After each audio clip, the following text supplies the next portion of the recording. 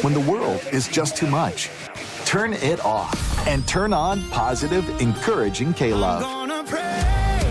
I'm gonna praise. World off. K-Love on. K-Love is sunshine for my soul. I love K-Love. Listen now on your radio, online, or on the free K-Love app. K-Love makes me feel so good. Positive, encouraging K-Love.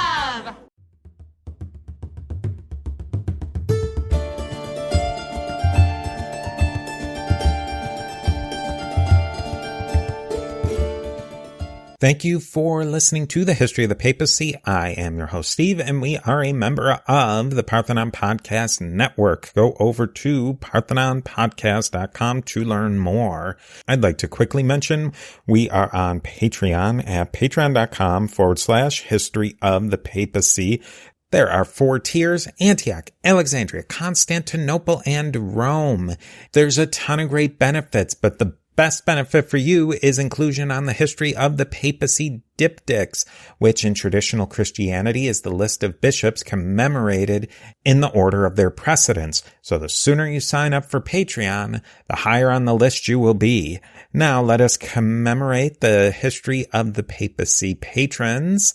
On the History of the Papacy diptychs, we have Roberto, Joran, William, Brian, Jeffrey, Christina, John, and Sarah. At the Alexandria level, we have Dapo, Paul, Justine, Lana, and John, all of whom are magnificent. At the Constantinople level, and reaching that ultimate power and prestige, that of the See of Rome, we have Peter the Great.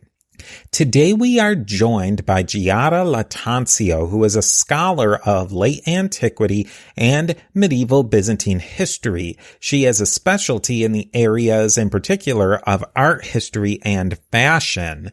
Giada will share with us some ideas of clothing, art depictions of clothing, and fashion during the era we are discussing in this Celtic Christianity series. She will guide us through the development of liturgical clothing.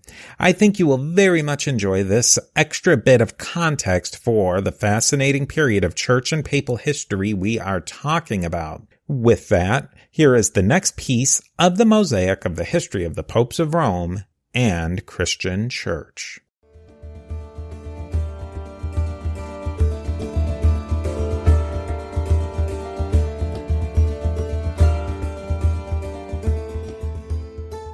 Thank you, Giada, for joining us today. I'm really excited to talk about this really fascinating topic of fashion in history and in antiquity. I really appreciate you coming on to talk to us. Thank you. Thank you for inviting me to your podcast. I really appreciate it. Now, Giada Lattanzio is our guest today, and she graduated in medieval and Byzantine history at Ca' Foscari University in Venice, Italy. And during her master's degree, she did an internship at the Center for Early Medieval Studies in Brno, Czech Republic, for the journal Convivium, Exchanges and Interactions in the Arts of Medieval Europe, Byzantium, and the Mediterranean. And she is now starting her PhD as well in the Czech Republic. Her research focuses on early medieval art, especially Byzantine art, but her interests include applied arts, fashion history, and their interconnections with art. Now, just to briefly give the genesis of this episode, I had a conversation with Dr. Carly McNamara in our series about the Irish and the Celts in Christianity. And we had both recalled reading that the Celts invented trousers. And I contacted Dr. Justine de Young, a professor of history at the Fashion Institute of New York, who told me that in a very polite way, she said that's completely wrong, but she suggested I contact Giada for more information on fashion and clothing during antiquity and the Middle Ages. Now, I thought maybe to get started, how did you become interested in the history of fashion and art? Well, from a young age, I was very interested in fashion and in the history of costume. And although I've decided to focus my studies on art history, I continue to dedicate myself to the study of the costume, of history of costume, and particularly on the medieval period. So thanks to the Fashion History Timeline project, I work on, I've been able to, let's say, combine these two interests, so art and fashion, yes, history of costume. What is the area that you particularly focus on, or maybe an area in your PhD studies that you want to focus in on particularly? So as I focus my art history studies on the early medieval period, my knowledge mainly concerns the costume of this period. So from the end of the 4th century until the 10th century. Because for the later period, I've only analyzed the Byzantine imperial costume between the 13th and 15th century. And the areas of my concern are the regions which were under the Byzantine Empire, mostly, and the Mediterranean more in general. What can you tell us maybe some basic overview of what type of clothing did people wear during the early medieval period, late antiquity? Yes. So firstly, I want to point out that I will especially talk about the elite attire. But essentially, during antiquity, men wore the toga over a tunic. So the toga was a long piece of cloth, which was arranged in folds and draped over the shoulders and around the body. Then the women wore the stola, which was a pleated dress, which was usually tied at the waist. So these garments were usually made of plain undyed fabric, and commonly they were made of wool or linen. As a mantle, they wore, men and also women, the palla, which was a kind of cape used to cover the head in certain circumstances, such as religious ceremonies. This habit to use palla during religious ceremonies was linked to the Roman world.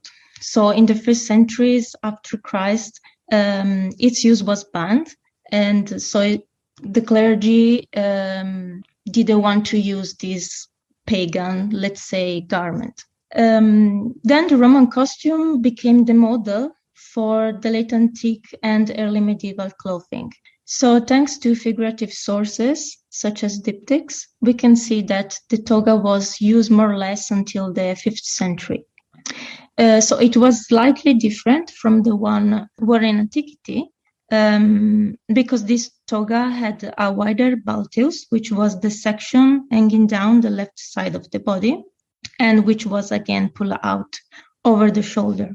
For example, at the diptych of Constans III, which came from Rome and is dated to the 417, the consul is depicted on the recto, so in the front of the diptych with the triumphal toga. And on the verso, he wears a chlamys as a patrician. So in this diptych, we have the representation of the two outfits adopted by the elite during this period, during the 5th century, sorry. And in the 4th century, a Greco-Roman cloak was adopted, and it was constantly used in the following centuries. And this was the chlamys. So this was an ankle-length cloak, usually pinned by a brooch or fibula on the right shoulder. So this was the basic garment of the uniform worn by soldiers, high member of the court, and also civilian administration. And this uniform consists of this chlamys over a tight sleeve tunic with a belt. So because it was typically used by Roman soldiers or emperor, the chlamys became the most widely used garment to represent imperial power. This until the 7th century in the Byzantine Empire and until at least the 10th century in the West. So it was especially used by emperors to legitimize their power and to show their connection with the great Roman Empire of the antiquity. Then there was the tunic, and it is a garment that we can see represented throughout the medieval period, and I would say that it never disappeared. There were many variants of this garment. They could be long or short or ankle length, but we are every time talking about essentially of the same garment. Speaking of women's wear, there were essentially tunics and loose-fitting dresses, which in some cases couldn't be tied at the waist. But there are some exceptions because, for example, the Empress Theodora and the Empress Ariadne, we are speaking of the 5th to 6th century. These two empresses were portrayed on diptychs, Ariadne on a diptych and Theodora in the Mosaic of San Vitale in Ravenna. So they wore the chlamys. And the chlamys was essentially a male garment. So it's a very interesting exception, this because these two empresses were represented with a male garment, but probably because it was they wanted to represent the imperial power. The ordinary costume of an aristocratic woman is only attested in an early diptych of Stilicho, where his wife Serena is depicted. And in her portrait, she wore two tunics, an inner tunic with long tight fitting sleeves and a wider tunic over it. And he, for example, he wore the palla, of which I mentioned earlier, which was this cloth which could be used to cover the head. But for the late antique and early medieval period, we don't have so much information about the women's wear, because mostly were men's, which were represented in figurative sources. Then there were also the trousers, like trousers or leggings. So you asked me about their origins, and I think it's really hard to know who invented or first used them, because we can certainly say that trousers have been used in different cultures, places, and time. So as early as the 6th century BC, their existence is attested among the Iranian people, along with Eastern and Central Asian people. So the use of trousers was essentially linked to the domestication of horses that began in these areas. The sources attest two types of trousers, which were the Anaxirides and the Sarabara, and both were considered by Greeks as a mark of barbarians. So people wearing these trousers were considered as barbarians. So the Anaxirides were tight-fitting trousers that resembled tights, and in the 5th and 6th century were worn tight-fitting trousers that also covered the foot, called tibialia, which can be considered the evolution of these Anaxirides. The tibialia were worn by soldiers and emperors of both Eastern and Western armies, with campaggi, which is a kind of shoes that maybe we can speak later. And as we can see, we can see the representation of the tibialia also in the San Vitale mosaics in Ravenna. The other type of trousers, which are the Sarabara, instead were loose fitting trousers. And it seems that from figurative sources, in early medieval period, in both East and West high court members or emperors wore these tight-fitting trousers, such as tibialia, and instead Eastern and Northern people wore loose-fitting trousers. So Roman sources mention the adoption of a type of trousers or leg coverings by Celts called brache. These trousers were not tight but loose-fitting, and they resemble knickerbocker and were usually made of wool and fastened by drawstrings. So although the Romans and Greeks considered trousers to be a garment only worn by barbarians, leg coverings were worn also by Roman soldiers, especially during military campaigns when extra warmth or protection was required. So they probably wore these short breeches or leg coverings, such as puttees or leg bindings, which were wrapped and tied around the legs. So in Antiquity, to summarize, there were the Anaxirides, which were tight-fitting trousers worn by East and Central Asian people. and probably they are the ancestors, we can say, of the tibialia, which will be used in the early medieval period. Then there were the sarabara, which can be also considered as the ancestors of the brachae, which were loose fitting trousers. But the brachae were used by the Celts, or these barbarians, as the Romans called them. And we can assume that these trousers were a sewn garment, while Romans and Greeks wore pieces of cloth that were wrapped and tied around the legs, such as the puttees or other leg bindings. So I hope that I know that it's a lot, but I hope that it could be a good overview from the Romans. So it's like the passage through the late antiquity, from the Roman late antiquity, and then the first centuries of the early medieval period. And now a word from our sponsors. When the world is just too much, turn it off and turn on positive, encouraging K-Love. I'm gonna praise. World I off. praise the man. K-Love on. K-Love is sunshine for my soul. I love K-Love. Listen now on your radio, online, or on the free K-Love app. K-Love makes me feel so good. Positive, encouraging K-Love. AI can help you write, research, and solve problems faster than ever before. But there is a problem. Most AI is built on a worldview that does not reflect biblical truth. That's why Dominion Chat exists. Dominion brings the power of AI under the lordship of Christ. All the benefits of modern AI built on a biblical worldview foundation. Your work matters, but so does your soul. Sign up today at dominion.chat. Yeah, that's great. And I think it shows that evolution for sure, and the mixing of cultures.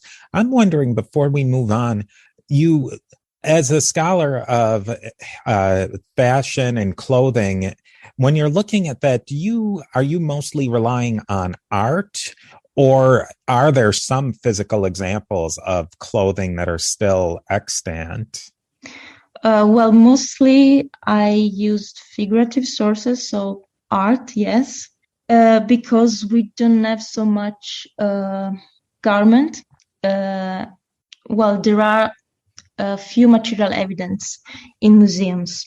So it's really difficult in general, it's really difficult to study clothing of this period because we don't have so much material evidence, and also because sometimes the figurative sources can be misunderstood, or maybe they didn't represent the reality. I mean, the real clothes that they wore at that time. So yes, essentially I use art, but yes, we have to use many different sources. So written sources when is possible, the few material evidence, and also art, because sometimes it really helps to see how these garments were also used at the time, or probably used at the time.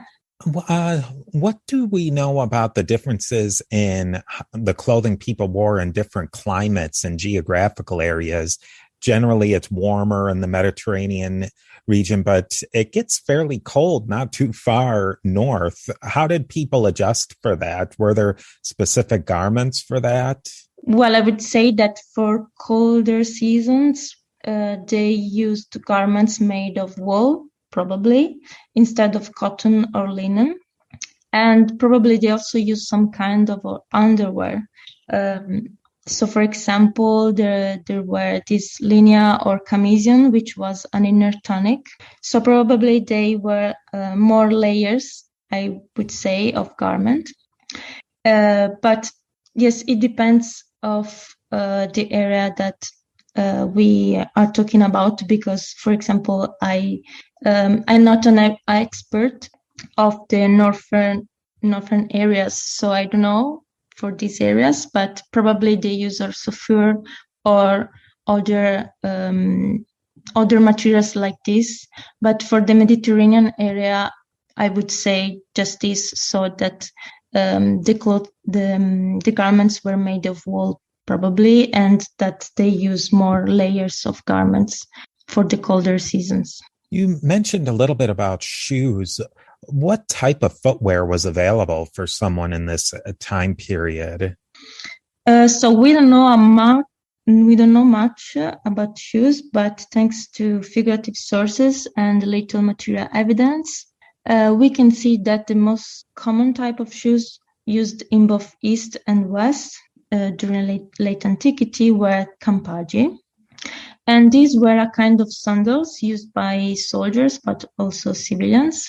And they were made of wool, but probably also of leather. And these cover only the toes and the heel, so leaving the upper instep uncovered. And thanks to the laces, they were tied up at the instep. Then there were also some kind of boots, which were usually used in military clothing. For example, calce, which were ankle boots used through the 5th, 6th centuries, or the zangia, which were red-purple leather footwear of Oriental origin. We know something also of the, speaking of Antiquity, we know that the Romans used essentially sandals, leather or wooden soled sandals. And, for example, soldiers used the calige, which were leather shoes laced at the front. But yes, essentially, I would say that in late Antiquity and early medieval period, they used essentially some kind of sandals, and also they used some kind of socks, which are called udones, because for example, in colder season, probably they need also these socks because they were wearing only sandals. So as much as can be determined from the sources, what were maybe some of the major differences between the clothing of social classes? Well, I consider the costume as a social marker. So I would say that, like today, clothing was used to define differences between groups of people and classes. So an example of the attempt to represent different cultures through costume is the Barberini diptych, which is dated to the early 6th century, where 4 men are depicted in the lower part. And scholars have recognized these men as the representation of the provinces of the Byzantine Empire, offering donations to the emperor as a sign of submission.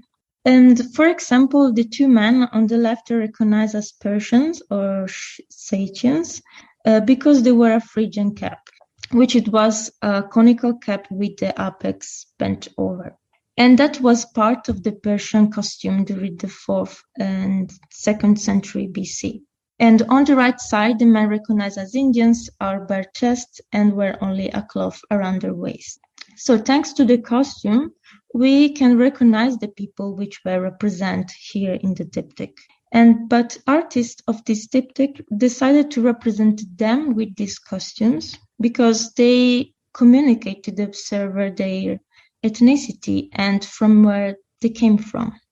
But we have also to keep in mind that people were represented through stereotypes. So when we analyze a figurative source or an artwork, we have to keep in mind that. Because, for example, earlier when I talk about cells who were usually represented with loose-fitting trousers, but it doesn't mean that they only wore this kind of garments. Or maybe probably we also have to keep in mind that because obviously they connect to the fact that as barbarians, they could only wear this kind of garments. And the same is also for the Phrygian cap in the Barberini diptych. But in general, in Antiquity and the Middle Ages, so there was a dress code, and clothing was strictly regulated to identify the rank, the ethnicity, the profession, and the gender of the wearer. And also in written sources, the names of certain garments were used metaphorically to define certain political, social, or religious role. For example, the toga with the togati. So the togati were the people who wore toga. And as we have already mentioned, people who wore loose-fitting trousers were considered as barbarians, or an emperor had to wear the typical military attire, so the chlamys, the campaggi, the intibialia. So since portraits of this period were usually from elite groups, we don't have the possibility to make a true comparison with a non-elite dress. And obviously the reason is that the commissioners which wanted to be depicted came from the aristocracy or the imperial family. So consequently, most of studies have dealt with elite and how they saw and depict themselves, while depictions of non-elite dress are very rare. Another differentiating element was the fabric, probably, of the clothes, because we can certainly say that the difference was also marked by an economic reason. So, which means that the most precious fabrics were intended only for the aristocracy and imperial families. So the attempt was to make the social status coincide with the availability of financial resources. And the control of the economic system represent the desire to bring order into society through this hierarchy, where the preciousness symbolized the rank and also the social importance of the wearer. For example, in the Byzantine Empire, had the control of the Byzantine silk production and also the control of the production and use of purple dye. Would children have generally worn similar clothing to adults? Do we know much about if they had specific dress that they wore? Well, in general, there weren't so many differences. And usually children use the same garments as the adults. So yes, their garments were essentially the same of the adults.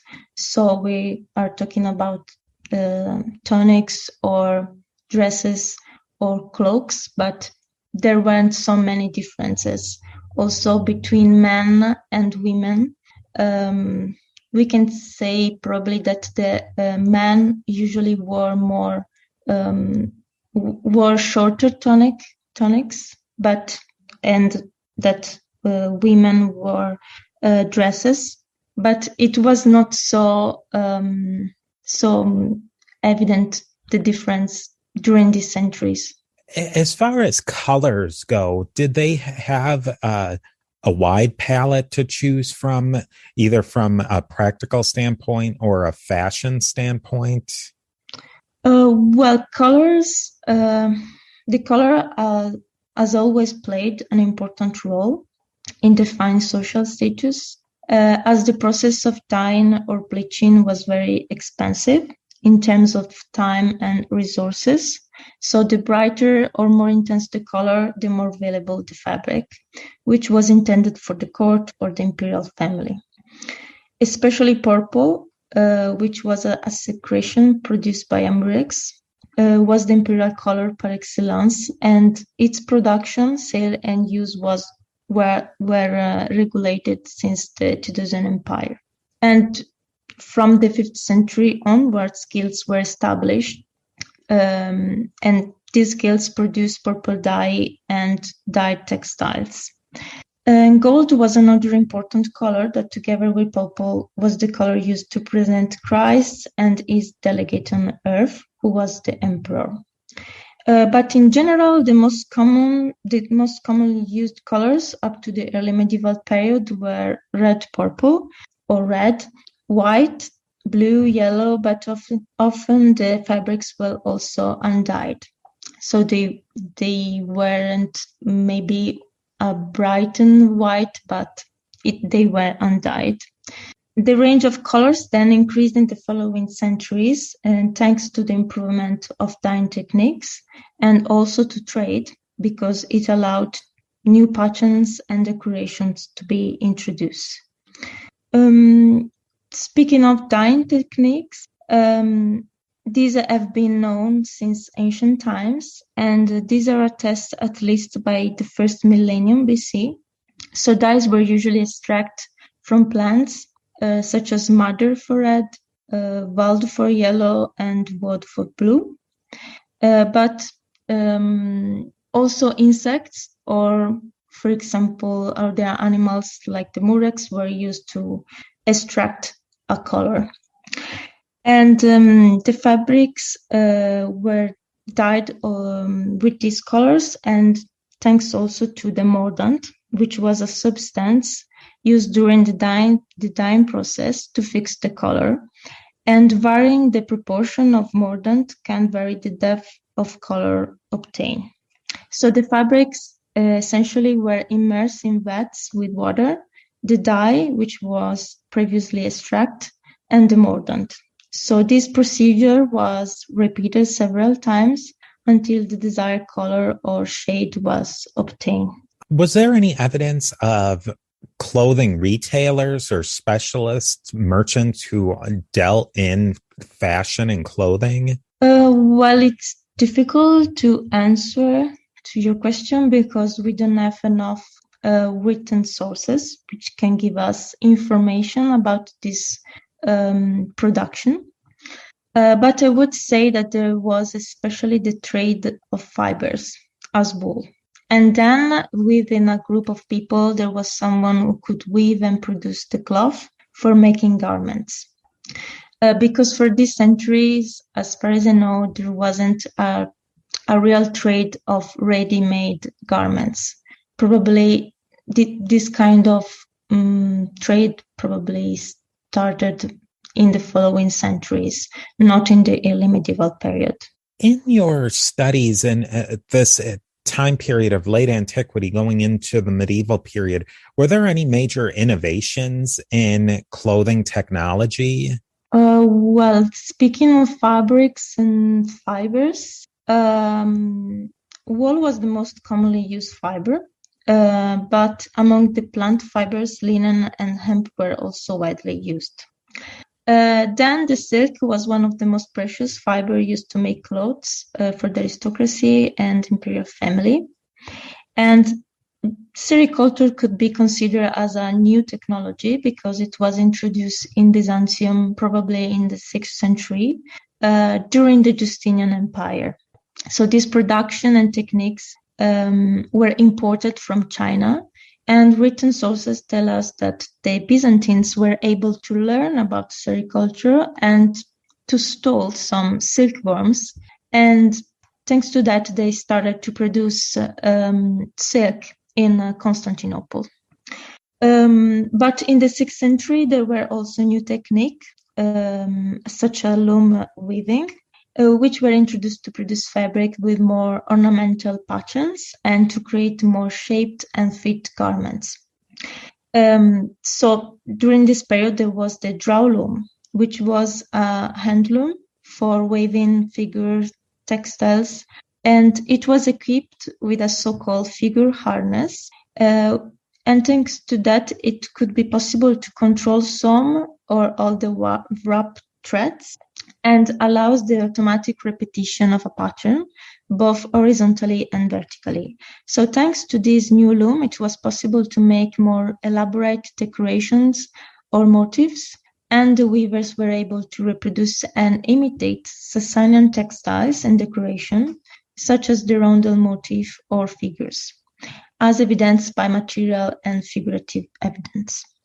Sasanian textiles, this particular type of precious fabrics, were also highly evaluated in the West and were used to wrap relics, which is why most of these textiles have been found in churches, and now they are in different Western museums. Would that have also made it be able to produce more cloth more quickly, these new looms, or was it more for making them more elaborate?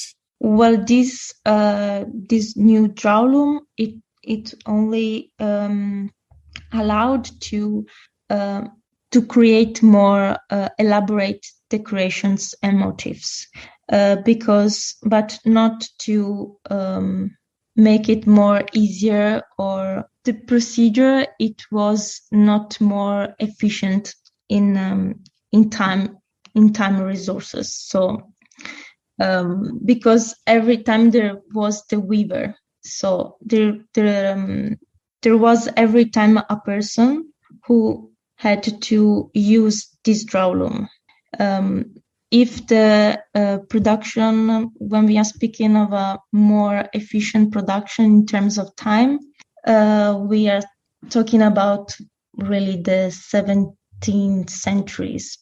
So during the medieval period, it was always a really long procedure in terms of time. So it wasn't faster than earlier.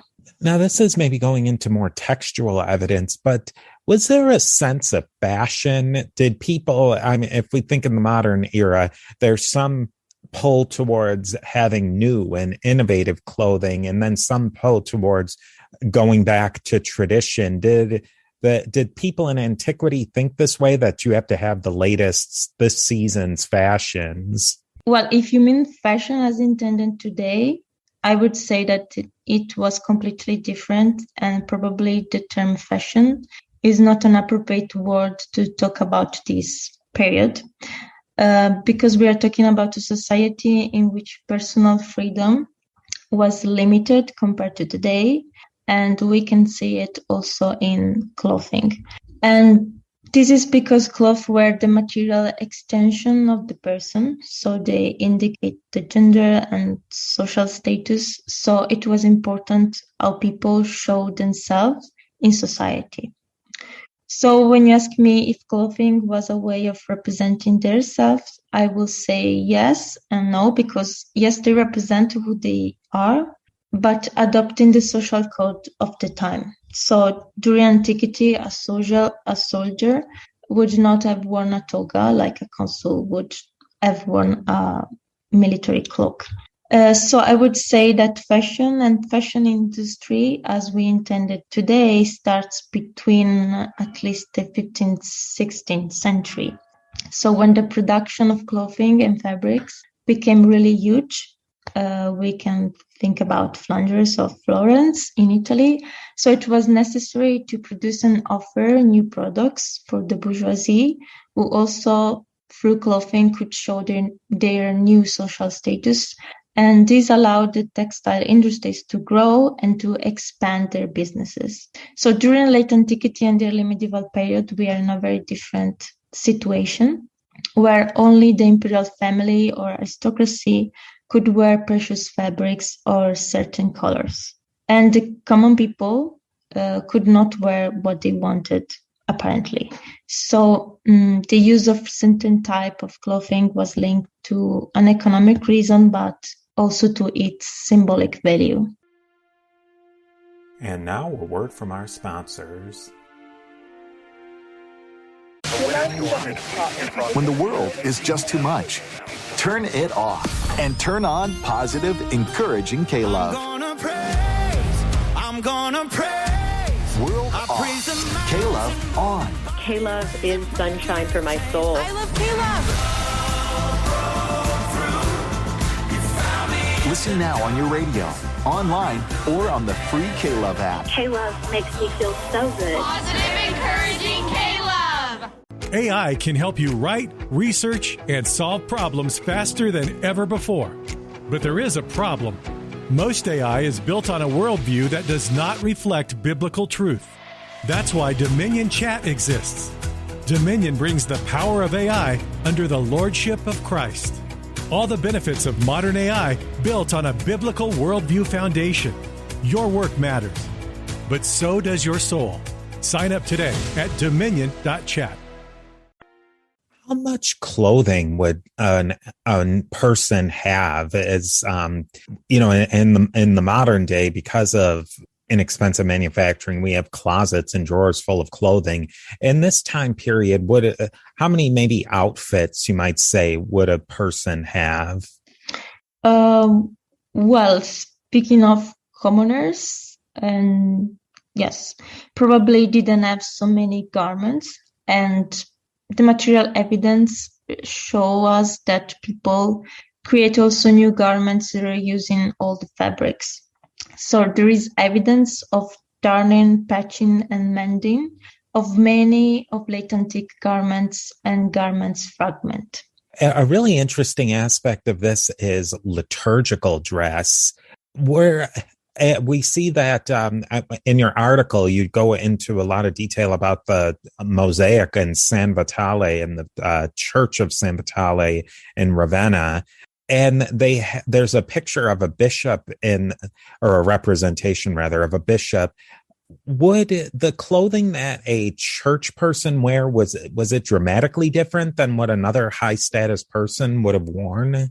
Well, at the beginning, there weren't differences because the clergy adopt the Roman costume.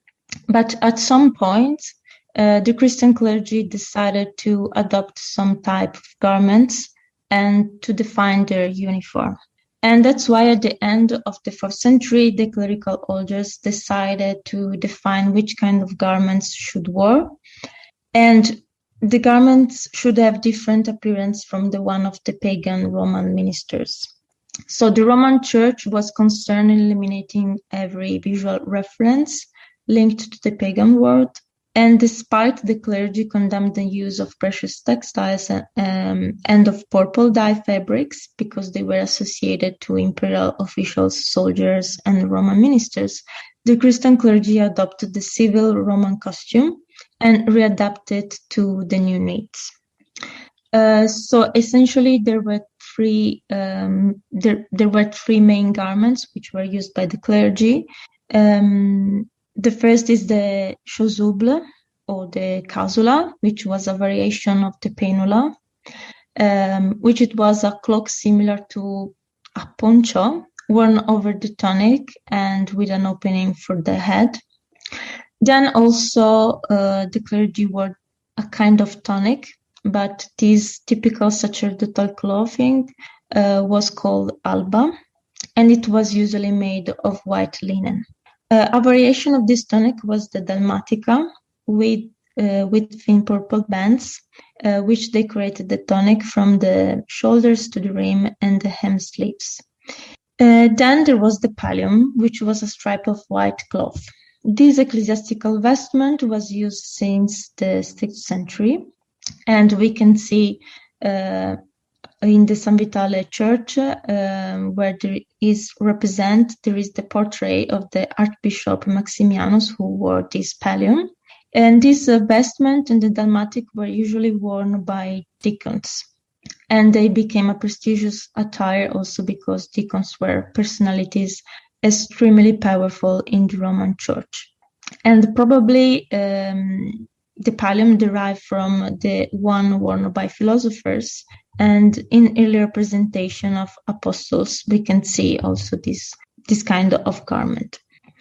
In the East, we have this difference between the emperor and the clergy, but not so much, because, for example, there was a garment called sakkos, which was a tunic with white sleeves, and it was originally worn by the emperor as an imperial vestment, symbolizing the tunic of disgrace worn by Christ during his trial and mockery. But then the sakkos was used by the bishop, and also today bishop wore this kind of garment. Obviously, it changed over the time, probably a bit, but the sakkos, yes, was used also during the Byzantine Empire. How did liturgical vestments evolve through time, going into where they began in Antiquity? Did they change very much going forward? Well, I would say not so much, but yes, probably. For example, the pallium, which is like the stole today, it became more thin because at the beginning was a wider piece of cloth. But yes, essentially, the garments didn't change so much. The real change was when the clergy adopted the Roman costume at the beginning, and then it readapted these garments, and the clergy modified it to create this new, we can say, uniform for the clergy. But I would say that it didn't change so much through the centuries, through the following centuries. Well, thank you so much for your time. I have learned so much about this topic, and I know there's much, much, much more to learn. Thank you so much for your time. Thank you for inviting me.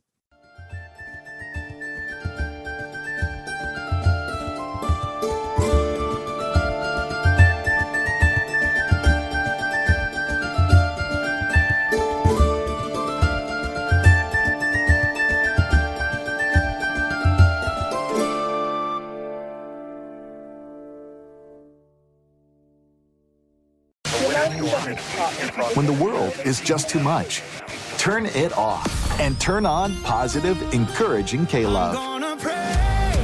I'm gonna praise. World I off. praise the majesty. K-Love on. K-Love is sunshine for my soul. I love K-Love. Listen now on your radio, online, or on the free K-Love app. K-Love makes me feel so good. Positive, encouraging K-Love. AI can help you write, research, and solve problems faster than ever before. But there is a problem. Most AI is built on a worldview that does not reflect biblical truth. That's why Dominion Chat exists. Dominion brings the power of AI under the lordship of Christ. All the benefits of modern AI built on a biblical worldview foundation. Your work matters, but so does your soul. Sign up today at dominion.chat.